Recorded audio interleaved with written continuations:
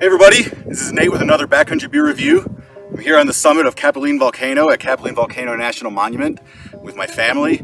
And today the beer I'm reviewing is out of Huss Brewing Company in Tempe, Arizona, and it's their Koffee Kolsch Blonde Coffee Ale. Not very familiar with Huss Brewing.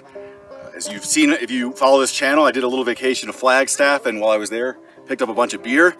And this was one of them, just sounded interesting. So lager summer just ended, and I like to finish off lager summer with like I would call it a cold weather lager.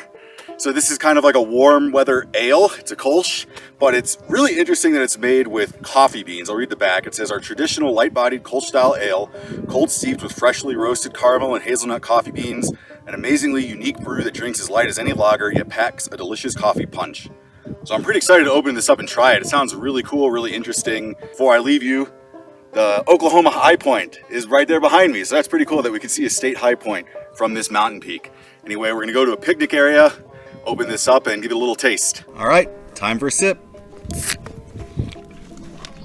For sure, you definitely get those immediate notes of the flavored coffee. You get that hazelnut, you get caramel, you get definitely a noticeable coffee bean. I'm hesitant to say coffee, more like the actual coffee bean, just because it has that really rich, apparent flavor. Looking at the back again, it does say that it's made by steeping with coffee beans, cold steeped, not actually, brewed coffee. So I think that's the reason why it's coming through so strong. Those flavors definitely dominate at the outset, but then what really comes to dominate in the middle, it's really, I think, the hazelnut and just this intense.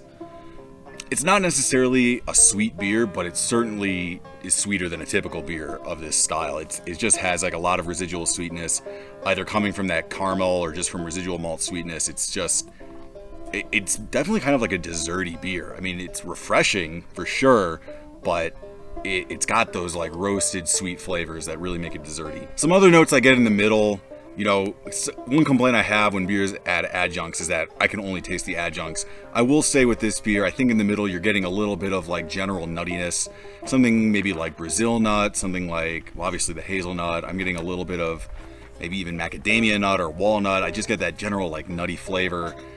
And then when it transitions to the final third, the finish, I think what really comes through there is that caramel flavor.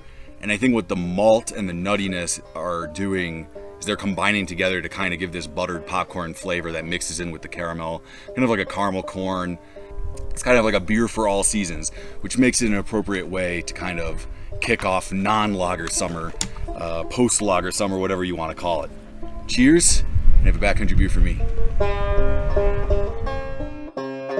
It's certainly warming. Like, it wouldn't be inappropriate on a cooler day because you have this like coffee roasted nutty notes, but on a warm day it's also pretty awesome. It's like drinking a nice coffee.